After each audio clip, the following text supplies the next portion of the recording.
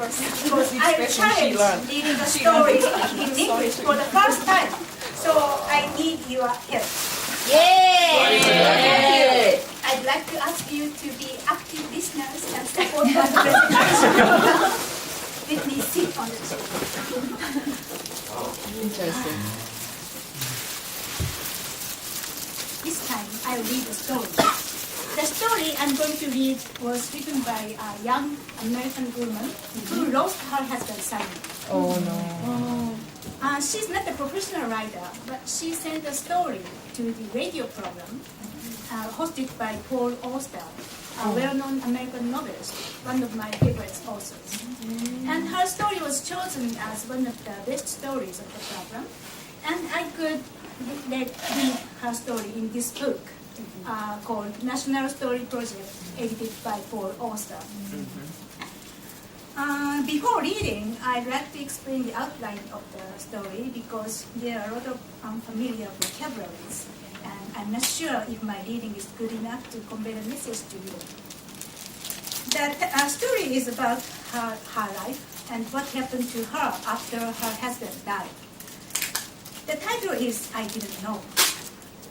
After his death, she found many things that she didn't know because she had been protected by her husband and she didn't have to do many things by herself.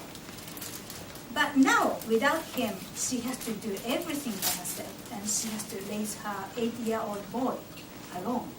And she feels afraid of having so many things that she didn't know. The first summer came after his death. Then she decided to buy a small freezer. And when freezer came to her place, she got a warning not to start up the freezer soon because so that she wouldn't blow a fuse. So she followed the advice and she waited for a few hours. But when she plugged the freezer to the wall outlet of her garage, all the lights of her neighborhood suddenly went off. Her town was blacked out. She panicked because she thought she caused the blackout, but soon it turned out to be just an accident caused by a drunk driver. And she was not responsible for the situation. That was just a coincidence. When she found the truth, she felt relieved, and at the same time, she thought her mistake was funny, and she laughed at her misunderstanding. I imagine it was the first time that she could laugh after his death. Then she realized she was getting over the shock she lost her husband and getting back the power to live her life with her child. That is the outline of the story. So let me start reading.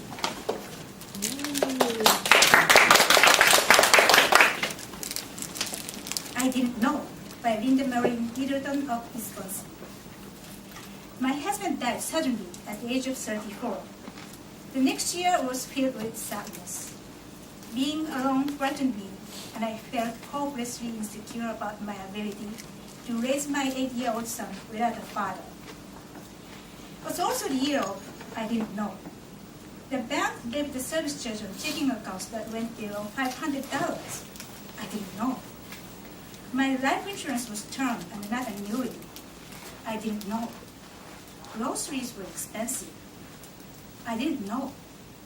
I had always been protected, and now I seemed completely unprepared to handle life alone. I felt threatened on all levels by the things I didn't know. In response to the high cost of groceries, I planted a garden in the spring. Then in July, I bought a small chest freezer, hoping it would help to keep the household food budget down. When the freezer arrived, I was given a warning. Don't plug it in for a few hours, the delivery man said. The oil needs time to settle. If you plugged in too soon, you could blow a fuse or burn up the motor. I had known about oil and freezers, but I did know about blowing fuses. Our little house, wired by demanded electrician, blew lots of fuses. Later that evening, I went at the garage to start up the freezer. I plugged it in. I stood back and waited. It hummed to life with no blown fuses or no overheated motor. I left the garage and walked down the drive to soak in the soft, warm air. It was less than a year since my husband had died. I stood there in the glow of my neighborhood, watching the lights of the city twinkling in the distance. Suddenly, darkness. Everywhere, darkness. No lights burned in the house. There were no neighborhood lights. There were no city lights. As I turned around and looked into the garage where I had just plugged in my little freezer, I heard myself say aloud, "Oh my God, I didn't know." And an audible bubble of giddiness escaped. Had I blown the fuse of a whole city by plugging in my freezer too soon? Was it possible? Had I done this? I ran back to the house and turned on my battery-powered police band radio. I heard sirens in the distance and feared they were coming to get me, the widow lady with the freezer. Then I heard over the radio that a drunk driver had taken off the breaker pole on the main road. I was overwhelmed by both relief and embarrassment. Relief because I hadn't caused a blackout, and embarrassment because I thought that I could. Standing there in the darkness, I also felt something repressed, the fear that I had been living with since my husband's death. The feeling was somewhere between lightness and joy. I giggled at my misplaced power, and at that moment, I knew I had my humor back. I lived a sorrowful and frightened year of I didn't know. The sadness wasn't gone, but deep within myself, I could still laugh. The laughter made me feel powerful. After all, hadn't I just blacked out the whole city? This is the end of the story. Thank you for